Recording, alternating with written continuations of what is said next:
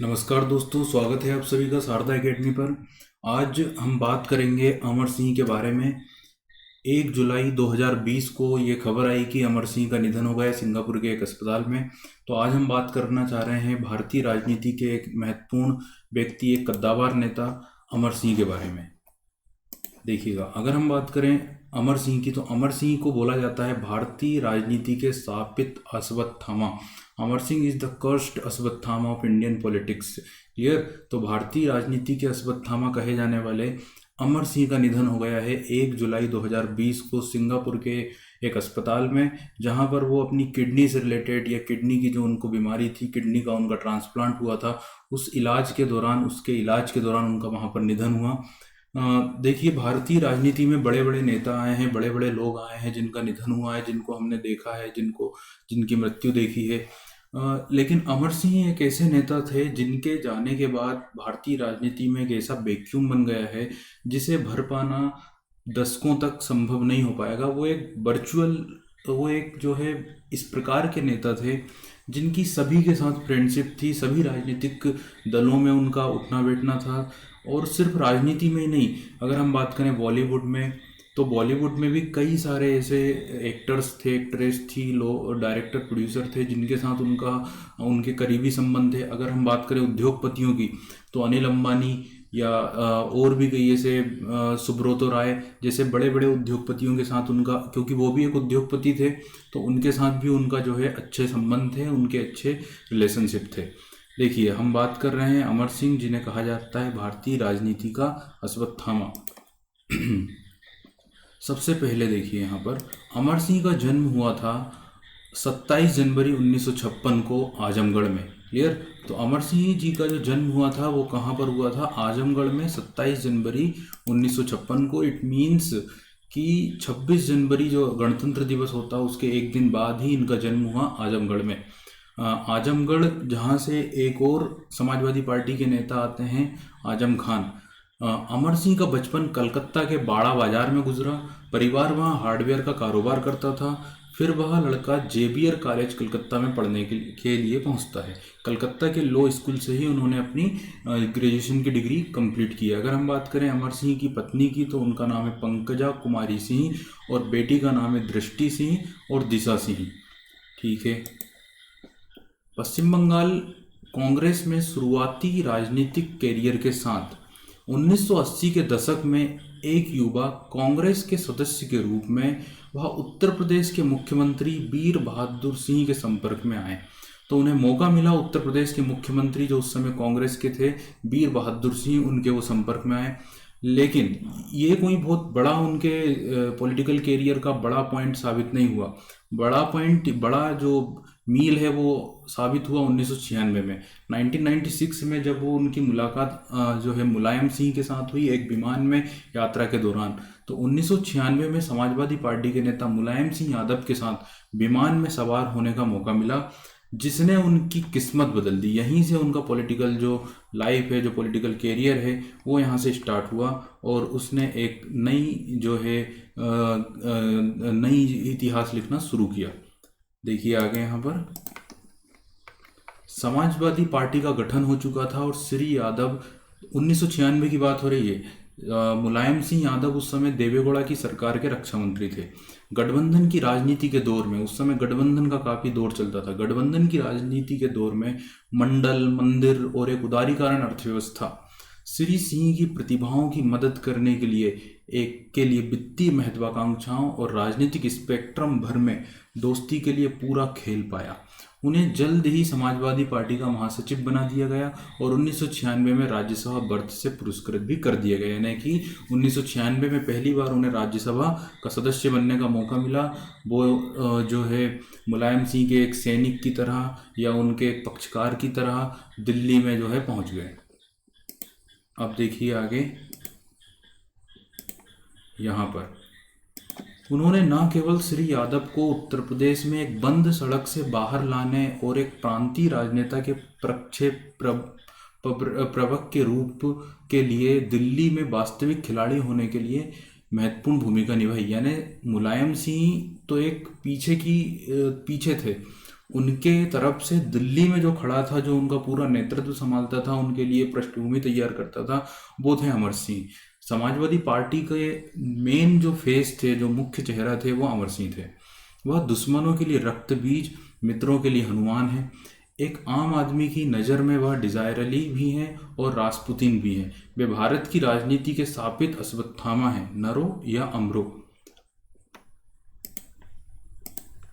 इसके बाद देखिए यहाँ पर 1 अगस्त 2020 को सिंगापुर में किडनी की बीमारी के दौरान 64 वर्ष की आयु में सिंह की मृत्यु हो गई।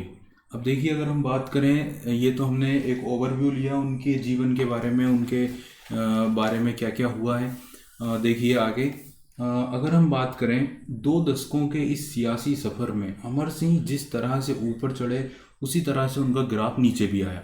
जिस तरह से उन्होंने इतने कम टाइम में इतनी हाईएस्ट पोजीशन हासिल कर ली, उसी तरह उनका ग्राफ भी एकदम से जो है नीचे ही चला गया। क्योंकि कई दिनों से हम अमर सिंह का नाम राजनीति में सुनते ही नहीं थे।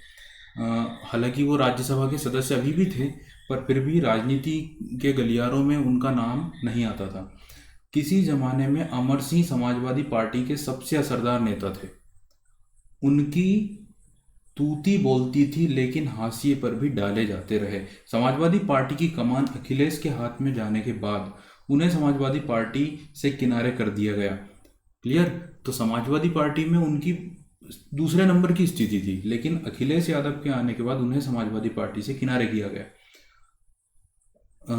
समाजवादी पार्टी से किनारे कर दिया गया। एक समय ऐसा था जब अमर सिंह को पार्टी के लिए उपयुक्त माना जाता था। नेटवर्किंग से लेकर तमाम जिम्मेदारियों का दारोमदार उनके कंधों पर ही था।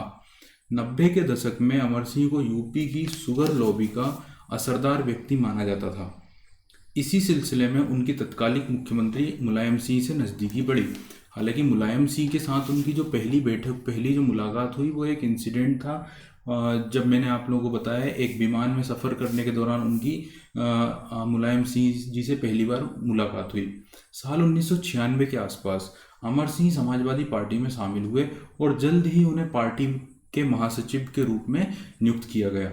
उसके बाद लगातार उनका कद बढ़ता चला गया। उस वक्त यह भी कहा जाने लगा कि राजनीति में कोई भी काम अमर सिंह के लिए असंभव नहीं है।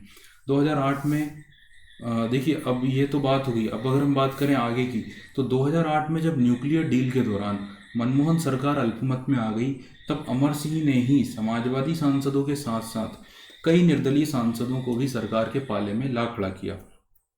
संसद में नोटों की गिनती, नोटों की गद्दी लहराने का मामला भी सामने आया। इस मामले में अमर सिंह को तिहाड़ जेल भी जाना पड़ा था।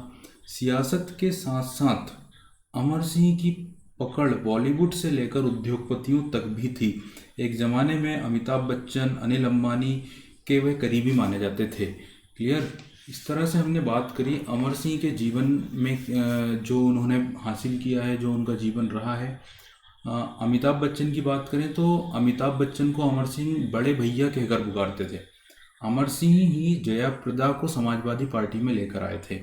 एक समय में समाजवादी पार्टी में अमर सिंह की हैसियत ऐसी थी कि उनके चलते आजम खान, बेनी प्रसाद वर्मा और मुलायम सिंह के कई नज़दीकी नाराज हो गए और पार्टी छोड़कर चले गए। मजबूरन इसका नतीजा यह हुआ कि मजबूरी में आकर मुलायम सिंह को उन पर कार्रवाई करनी पड़ी और साल 2010 में उन्हें समाजवादी पार्टी से निष्कासित कर दिया गया। लेकिन वो 6 साल बाद 2016 में फिर समाजवादी पार्टी में लौटे। हालांकि यहाँ पर ऑफिशियली उसके वो सदस्य नहीं बने। कभी भी उन्होंने नहीं कहा कि मैं समाजवादी पार्टी में वापस पहुँच चुका हूँ, है ना। तो 2016 में उन्हें माना गया, पर वो ऑफिशियली उसके सदस्य नहीं बने। फिर आगे दौर चला। 2017 में समाजवादी पार्टी में भारी उठापटक के दौरान अखिलेश यादव को समाजवादी पार्टी का अध्यक्ष बनाया गया। तब अमर सिंह को धीरे धीरे किनारे लगा दिया गया। तब उन्होंने अखिलेश के खिलाफ बयानबाजी भी की। फिर प्रधानमंत्री नरेंद्र मोदी और बीजेपी के समर्थन में जमकर बयान भी दिए। उनके बीजेपी में शामिल होने की संभावनाएं जताई जाती रही, लेकिन ऐसा संभव नहीं हुआ। देखिए, जुलाई 2018 की अगर हम बात करें, अमर सिंह कई बीजेपी के कार्यक्रमों में देखे जाते थे उस समय। तो अगर हम बात करें 2018 के ऐसे ही एक कार्यक्रम की जो लखनऊ में चल रहा था, जिसमें प्रधानमंत्री नरेंद्र मोदी मंच से ये एक ग्राउंड ब्रेकिंग सेरेमनी थी उद्योगपतियों की, क्योंकि अमर सिंह खुद भी एक उद्योगपति ही थे, तो उस सेरेमनी में वो भी वहाँ मौजूद थे भगवा रंग के कपड़े पहने हुए। प्रधानमंत्री मोदी ने मंच पर से अमर सिंह का जब जिक्र किया तो अमर सिंह फिर से चर्चा में आ गए और ये अटकलें तेज हो गई कि वो बीजेपी में शामिल हो सकते हैं, लेकिन वैसा उस समय हुआ नहीं। 2019 के लोकसभा चुनावों में, अब देखिए 2019 के लोकसभा चुनावों में कई सारी नाटकीय चीज़ें हमें दिखाई दी भारतीय राजनीति में। तो 2019 के लोकसभा चुनाव के दौरान समाजवादी पार्टी और Bahujan Samajwadi Party, it means SP और बीएसपी, दोनों साथ साथ आ गए। दोनों के साथ आने पर अमर सिंह ने कहा ये सांप और नेवले के एक साथ आने जैसा है। उन्होंने कहा भुआ और बबुआ भले ही मिल गए हों, लेकिन उनके समर्थक कभी नहीं मिल सकते हैं, यानी कि जो मूल स्तर है, जो जड़ है, वो तो अभी भी दूर दूर हैं, सिर्फ ऊपर ऊपर से ये मिलने का ढोंग कर रहे हैं। अब हम आगे देखते हैं अमर सिंह के राजनीतिक कैरियर में उन्होंने किस किस जगह, किस किस पोस्ट पर रहे, किस किस सदन के वो सदस्य रहे। देखिएगा यहाँ पर, देखिए यहाँ पे थोड़ा सा जो है कुछ मिसप्रिंट है, आप लोगों को मैं बता दूँ। सबसे पहले अगर हम बात करें अमर सिंह की, तो सबसे पहले अमर सिंह राज्यसभा के जो सदस्य बने थे, राज्यसभा के वो सदस्य सबसे पहले बने थे, वो बने थे राज्यसभा के सबसे पहले सदस्य 1996 में, समझ गए ना, 1996 में। और 1996 से उनका जो पीरियड रहा वो 2002 तक रहा। ये उनका पहला पीरियड था राज्यसभा में सदस्य का। फिर जो दूसरा पीरियड उनका शुरू हुआ राज्यसभा के सदस्य का, पुनः वो निर्वाचित हुए राज्यसभा में के सदस्य के रूप में उत्तर प्रदेश से, वो हुए 2002 से 2008 तक। क्लियर। फिर जो तीसरा उनका दौर चला, तीसरी बार वो जब पुनः निर्वाचित हुए, वो निर्वाचित हुए 2008 से 2014 तक। क्लियर। तो अगर हम बात करें, फर्स्ट वाला जो है वो ये वाला है, सेकेंड वाला जो टेन्योर है वो ये वाला है, और थर्ड वाला टेन्योर ये वाला है। और फिर फोर्थ की अगर बात करें तो पुनः 2014 के बाद 2016 का जब दौर आया तो समाजवादी पार्टी के सपोर्ट से, हालांकि स्वतंत्र कहे जाते हैं, वो स्वतंत्र रूप से सदस्य हैं, स्वतंत्र सदस्य के रूप में आज वो राज्यसभा में थे, लेकिन सपोर्ट चाहिए होता है। किसके सपोर्ट से वो कहाँ पहुँचे हैं? तो अगर हम बात करें सपोर्ट की, तो उन्हें जो सपोर्ट दिया था वो समाजवादी पार्टी ने दिया था। 2016 से वो राज्यसभा के सदस्य थे। उन्होंने सपोर्ट मांगा नहीं था, सपोर्ट उन्हें जो है मुलायम सिंह के आदेश पर समाजवादी पार्टी की तरफ से उन्हें पहुंचाया गया था। ठीक है, आगे देखते हैं हम उनके जीवन में और क्या हुआ। तो उनके राजनीतिक जीवन के अगर विवादों की बात करें, समाजवादी पार्टी के एक मुख्य नेता थे और उनके साथ कई सारे विवाद थे। लेकिन अगर हम बात करें बड़ी बड़ी बातों की या बड़े बड़े विवादों की जो भारत की राजनीति में हमेशा जाने जाते हैं, तो सबसे मेन बात है, सबसे मुख्य जो आप लोगों ने सभी ने सुना होगा, वो है केस फॉर वोट केस 22 जुलाई 2008। 22 जुलाई 2008 का case for vote case. Clear. अब ये जो केस है, ये कैसा केस है, इसमें क्या हुआ था? अच्छा, एक और जो जिससे उनकी राजनीति विवादों में आई वो थी बाटला हाउस एनकाउंटर केस, जो 19 सितंबर 2008 का इवेंट था। तो इन दोनों मुद्दों के ऊपर बात करेंगे, इनको समझेंगे कि आखिर क्या हुआ था उस समय पर। देखिए, सबसे पहले आप लोग जो पिक देख रहे हैं, ये केस फॉर वोट कांड की है या केस की है। इस तरह से लोकसभा में बीजेपी के कुछ नेता जो है नोटों की गिड्डी लहरा रहे हैं लोकसभा में। अब इसको समझते हैं हम, क्या बात है ये।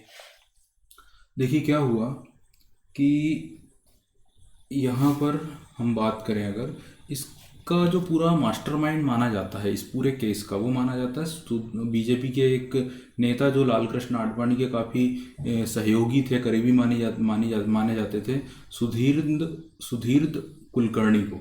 अब पूरा केस कैसे हुआ उसको समझते हैं। तो आप लोगों को पता है 2014 में कांग्रेस की सरकार बनी थी भारत में। 2004 में कांग्रेस की गवर्नमेंट थी, जो 2004 से लेकर 2009 तक के लिए थी। अब क्या हुआ है उसको समझते हैं।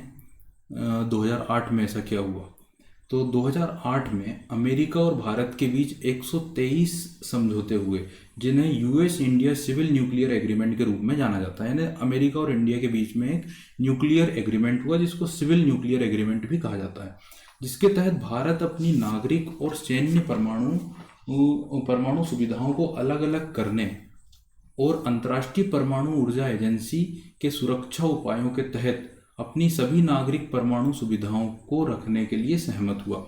यानी भारत इस बात पर सहमत हो गया कि जो हमारी सिविल ज़रूरतें हैं और जो परमाणु जो हथियारों से संबंधित जो भी ज़रूरतें हैं उन दोनों को हम अलग अलग करके रखेंगे, और जो भी चीज़ें होंगी वो अंतर्राष्ट्रीय परमाणु ऊर्जा एजेंसी IAEA के सुरक्षा उपायों के तहत की जाएंगी। क्लियर। बदले में सही, अभी जब ये एग्रीमेंट अमेरिका के साथ हुआ तो अमेरिका ने क्या बोला बदले में अमेरिका भारत के साथ पूर्ण नागरिक परमाणु सहयोग की दिशा में काम करने के लिए सहमत हुआ। अब जब ये एग्रीमेंट हो गया तब कांग्रेस के जो एक सहयोगी ग्रुप थे, कांग्रेस के जो समर्थक थे, जो 2004 से जब से मनमोहन सिंह जी की गवर्नमेंट बनी तब से मनमोहन सिंह को समर्थन दे रहे थे, उनका सपोर्ट सिर्फ मनमोहन सिंह जी को था, उस समय के प्राइम मिनिस्टर। तो वो थे कम्युनिस्ट पार्टी CPIM। तो भारतीय कम्युनिस्ट पार्टी जो UPA का समर्थन कर रही थी ने इस मुद्दे पर सरकार से अपना समर्थन वापस ले लिया। CPI का मानना था इससे भारत अमेरिका के लिए प्रभावी रूप से अधीन हो जाएगा, भारत एक प्रकार से निर्भर हो जाएगा अमेरिका पर। बीजेपी भी समझौते पर सरकार के खिलाफ थी। अब देखिए बीजेपी तो अपोजिशन में रहेगी क्योंकि वो उस समय अपोजिशन में थे, तो सरकार का विरोध करना तो उनका कार्य था ही। जैसे आज के समय बीजेपी कितनी अच्छा कर लेगी या कुछ भी कर लेगी तो कांग्रेस उसका अपोज करेगी ही, क्योंकि ये तो उनका धर्म है राजनीति में। जिससे UPA को अब देखिए उन्होंने समर्थन वापस ले लिया, जिससे क्या हुआ कि कांग्रेस की जो सरकार थी वो अल्पमत में आ गई, जिससे UPA को अब अल्पमत में आ गई और उन्हें विश्वास जो है विश्वास प्रस्ताव उनको पास कराना पड़ा, जिससे UPA को 22 जुलाई 2008 को लोकसभा में अपना पहला विश्वास मत मिला था। अब जब ये विश्वास मत चल रहा था, विश्वास मत की जब वोटिंग चल रही थी उस समय की ये पिक आप लोग देख रहे हैं, 22 जुलाई 2008 की ये बात है। इस दौरान बीजेपी के 3 MP, यहाँ पे जो आप लोगों को पिक दिख रही है, 3 MP अशोक अर्गल, फग्गन सिंह कुलस्ते और महावीर भगोरा ने लोकसभा में नोट लहराए और यह आरोप लगाया कि सरकार की तरफ से उन्हें विश्वास मत के समय अनुपस्थित रहने के लिए या सरकार को अपना समर्थन देने के लिए रिश्वत दी गई है, नोटों से भरे बैग दिए गए हैं। अब ये सब कहानी है केस फॉर वोट केस की, जो मैंने आप लोगों को बताई, जिसका बेसिकली रीजन क्या था, तो समाजवादी पार्टी ने कांग्रेस से अपना समर्थन ले लिया था, जिस कारण से कांग्रेस अल्पमत में आ गई थी और उन्हें विश्वास प्रस्ताव को साबित करना था। अभी क्या हुआ कि जब ये केस सामने आया तो ये आरोप लगाए गए कि जो हॉर्स ट्रेडिंग की गई है, जो ये रिश्वत दी गई है, इसमें जो मीडिएटर हैं, जो मीडिएटर की भूमिका है वो अमर सिंह की थी। अमर सिंह ने ही ये रिश्वत दिलवाई थी और बीजेपी के सांसदों को ये कहा था कि कांग्रेस के समर्थन में वोट डालें या वो अनुपस्थित रहें, क्योंकि मैंने आप लोगों को पहले भी बताया है उस समय अमर सिंह कांग्रेस को सपोर्ट कर रहे थे। उनके 39 MP 39 सांसद समाजवादी पार्टी के, और भी कई सारे उन्होंने निर्दलीय सांसदों को भी कांग्रेस के पाले में लाकर खड़ा कर दिया था। तो ऐसा कहा गया है कि उन्होंने बीजेपी के भी सांसदों को खरीदने की कोशिश की है या एक प्रकार से मीडिएटर वो रहे हैं, ऐसी बात सामने आई, ऐसी बात बोली गई। तब उनके लेकिन ये केस चला, इसमें इन्वेस्टिगेशन हुआ, उन्हें अरेस्ट भी किया गया 2011 के लगभग, तिहाड़ जेल में भी कुछ दिनों के लिए वो रहे। हालांकि इन्वेस्टिगेशन में ये क्लियर हो गया कि अमर सिंह उसमें शामिल नहीं थे। क्लियर। तो ये एक केस था उनके जीवन का, ये एक घटना थी जिसको हम बोलते हैं केस फॉर वोट केस, जो भारतीय राजनीति का एक प्रकार से धब्बा था। अब देखिए दूसरी जो उनके जीवन की एक डिस्प्यूट हम बोल सकते हैं, विवाद बोल सकते हैं, वो है बाटला हाउस इनकाउंटर केस, जो 19 सितंबर 2018 का केस था। अब ये केस को भी समझ लेते हैं कि यहाँ पर क्या हुआ था। तो आप लोगों को पता होगा 13 सितंबर 2008 की बात है, 13 सितंबर 2008। 13 सितंबर 2008 में दिल्ली में 5 सीरियल ब्लास्ट हुए, जिसमें 30 लोग मारे गए और 100 लोग घायल हुए। यह हमला आतंकवादी संगठन इंडियन मुजाहिदीन के द्वारा किया गया था। 19 सितंबर 2008 को पुलिस को यह जानकारी मिली कि सीरियल बम धमाके का एक संदिग्ध व्यक्ति जामिया नगर के बाटला हाउस में L18 नामक फ्लैट में छिपा है। अभी जब ये खबर मिली तो क्या हुआ, दिल्ली पुलिस के इंस्पेक्टर मोहन चंद शर्मा के साथ 7 सदस्यों की पुलिस टीम वहाँ पहुंची है। जो पिक आप लोग देख रहे हैं ये दिल्ली पुलिस के इंस्पेक्टर मोहन चंद शर्मा की पिक है। क्लियर। तो 7 सदस्यों की टीम वहाँ पहुंची, इस इनकाउंटर में 2 आतंकवादी आतिफ अमील और मोहम्मद साजिद मारे गए। 2 आतंकवादियों को अरेस्ट किया गया जबकि एक आतंकवादी भागने में सफल रहा। इस एनकाउंटर में इंस्पेक्टर मोहनचंद शर्मा भी शहीद हो गए। हालांकि उन्हें कुछ चोटें लगी थी, गंभीर चोट आई थी, उन्हें गोली लगी थी और उसी समय या कुछ समय के बाद हॉस्पिटल में उनके इलाज के दौरान उनकी मृत्यु हो गई। अमर सिंह ने इनकाउंटर को फेक एनकाउंटर कहा और इसकी जांच की मांग की। इसके कई कारण थे। जब उन्होंने, देखिए सिर्फ अमर सिंह ने नहीं, और भी कई बड़े बड़े नेता थे जिन्होंने इस इनकाउंटर को फेक कहा था। जैसे कि कांग्रेस के एक बड़े नेता दिग्विजय सिंह ने भी इस इनकाउंटर को फेक इनकाउंटर कहा था। लेकिन फिलहाल हम अमर सिंह की बात करें तो अमर सिंह ने ऐसा इसलिए कहा क्योंकि जो आतंकवादी मारा गया था उसके सिर के बीचों बीच में से सबसे ऊपर के ऊपर से अगर हम बात करें, सिर के ऊपर 5 गोलियां लगी थी। इस तरह से उन्होंने कहा कि, इस कारण से उन्होंने कहा कि ये जो एनकाउंटर है ये एक फेक एनकाउंटर है। उन्होंने शहीद मोहन, अब ये तो विवाद खड़ा हो गया था।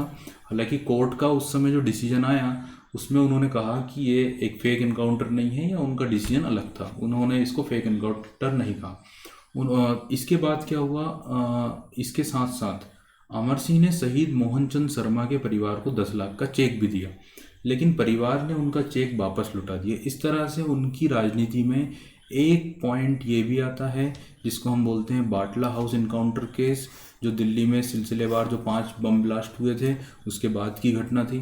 ठीक है, तो इस तरह से हमने उनके जीवन की कुछ चीज़ों को जानने की कोशिश की। देखिए अभी अगर हम बात करें तो कई दिनों से वो हॉस्पिटल में एडमिट थे, कई महीनों से सिंगापुर के हॉस्पिटल में वो एडमिट थे, अपनी किडनी की बीमारी से वो जूझ रहे थे। अब देखिए क्या हुआ, तो आप लोगों को पता है अमर सिंह के बॉलीवुड के एक्टर्स, खासतौर से अमिताभ बच्चन और उनके परिवार के साथ काफ़ी अच्छे संबंध थे। जया प्रदा, चूँकि अगर हम बात करें